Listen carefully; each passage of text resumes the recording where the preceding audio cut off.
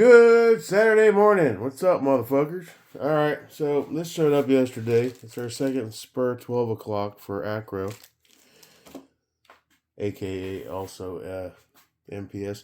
I'm still struggling with the real world use cases of these 12 o'clock dots and how I should be implementing them, to be honest. Which guns really need them? Which guns is it just the pure aesthetic? You want it to be as functional as possible. Now, a 12 o'clock is usually useful when you have a higher magnification optic where you want an instantaneous 1x without having to dial down.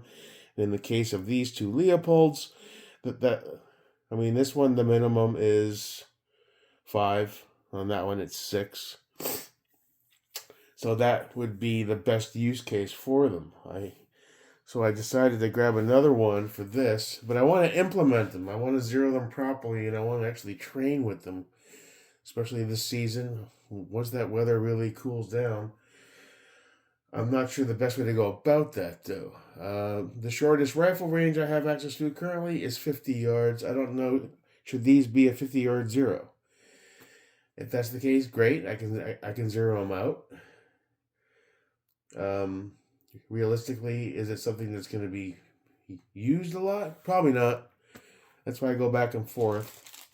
So let's go ahead and check it out. I'm going to pull this 12 o'clock off of the RAL 8K over there. That is the LMT 14.5 piston. For now, I'll probably grab another MPS when possible, when it makes sense. If I see it like a sale or something, or a good deal. So far, they've been pretty good optics. I have a few of them. Alright. Let's go ahead and implement this on this for now. But I want to actually get out to the range and properly use them. I don't want it to just be an aesthetic. I want it to be functional. So, these are the things we're trying to do. So now,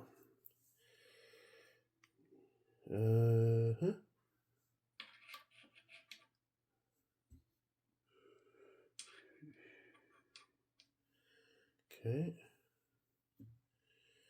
and then that'll seat like this. So, then we take our screws. I noticed in the spur documentation, they really recommend not using thread locker in their stuff. So I'm sure there's a reason for that. But I think for these, we might have to. Then we got 3 screws here. They give you a spare. Probably have a spare from the other one. One thing I like about these spurs, well, they're super beefy. Is there attachment options and the way it's designed? Like, see, if I wanted to go 45 degree or whatever degree that is off to the side, you pop it off, you pop it on there. That's smart design. I like that.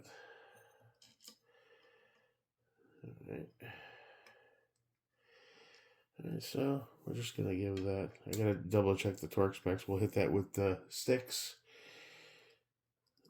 Let's get that on nice and firm so it's not going to go anywhere. That's good. And then we'll throw on our Steiner here. Let's go ahead and loosen that up a little more so we can get on it.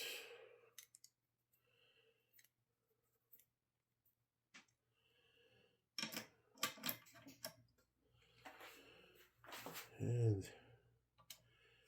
let's get you on that.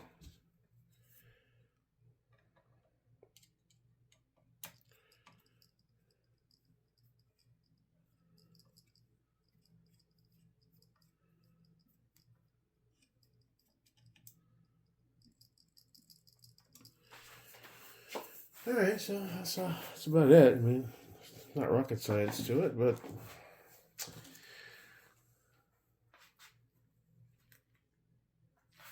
oh shit. I forgot, just like the other one, I need the extension up to clear. I forgot about that. God damn it. Alright, we'll have to get this extension. See how this one I had to get this little spacer? I totally forgot about that.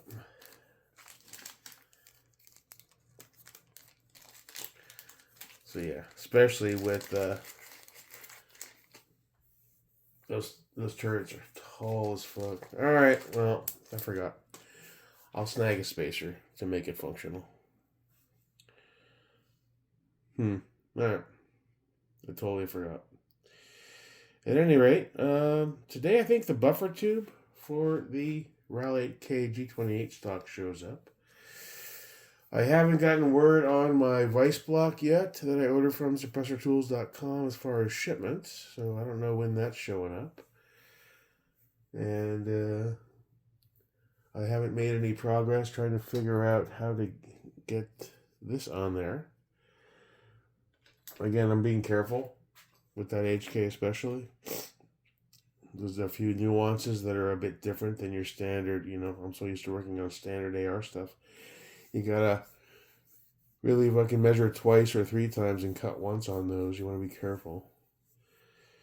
So we'll have to go from there. Damn, that spacer. I totally forgot about that. Alright, let me snag one of those. I think it makes sense to have a 12 o'clock on these MPVOs. So if you did have to, this is all theoretical in these fantasy scenarios where you're actually fighting for your life and not at the range. But it's still prudent to look into. As unlikely as I'll ever have to use it, you never know. Or forget these scenarios. I mean, if you're out hunting or something, and that's possible in the future, some big ass bear jumps out at you. You're gonna be able to fucking see him in real time quickly and fucking fire off some shots before you become dinner. So, alright. Let me get that spacer. We'll figure that out. I sold the contacts yesterday. I posted them up on my tax swap with the helmet. Somebody reached out from a group and said they were interested in just the contacts. So I ended up making a deal. It's all boxed up, waiting. He said he came lower than my asking price and said, I'll send you the shipping label. And I was like, all right, that's fine. I haven't used them. I bought them to use when I was doing the night vision stuff. I used them a few times. They were really impressive as far as the ambient sound, and you could hear everything around you. It's great.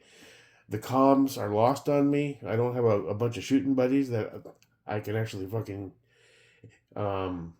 implement those and actually use it. We might revisit that down the line, but it's basically been sitting on the helmet on top of the safe ever since I got rid of my NV stuff.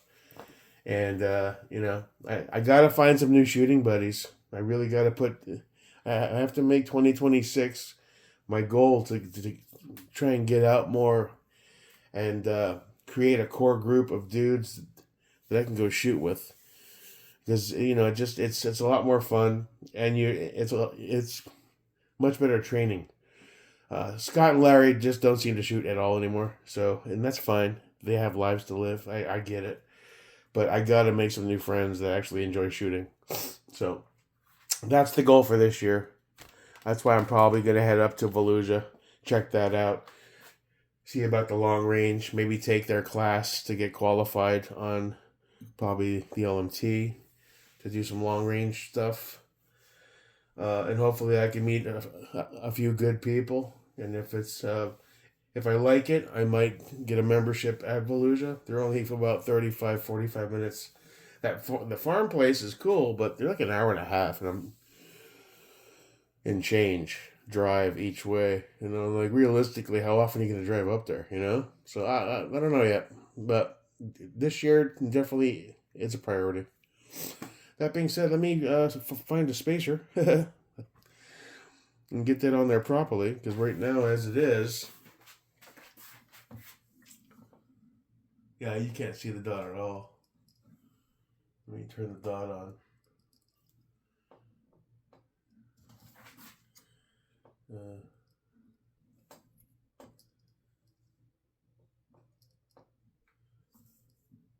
I mean, you can vaguely see it over the top of the turret, but you want a little more space. So let's turn you down because your battery life isn't the best. And we'll have to go from there. All right, tube showed up. We'll take a look at it.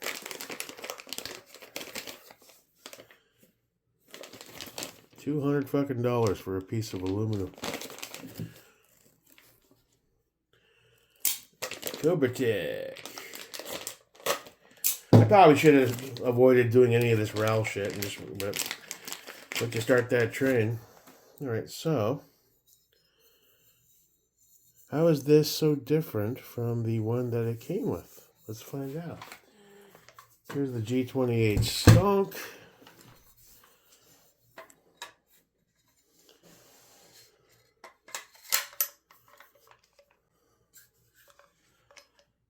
Let me get my flathead.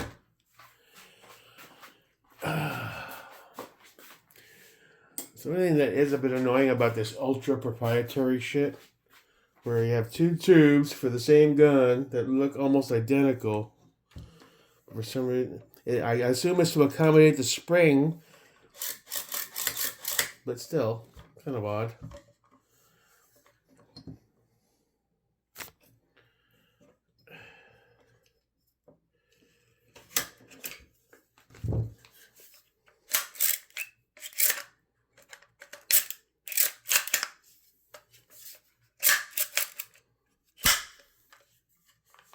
Does look cool though.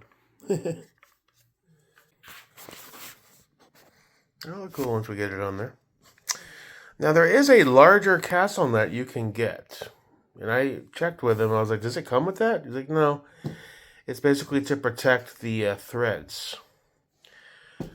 So allegedly this one will work. You can elect to get one.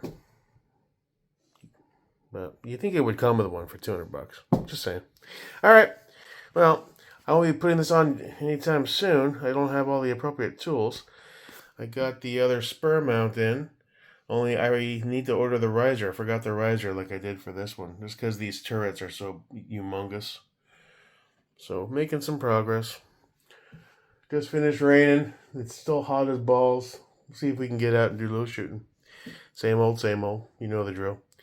Have a good weekend. See you when I see you. Till next time, your pal, Jake America. Peace.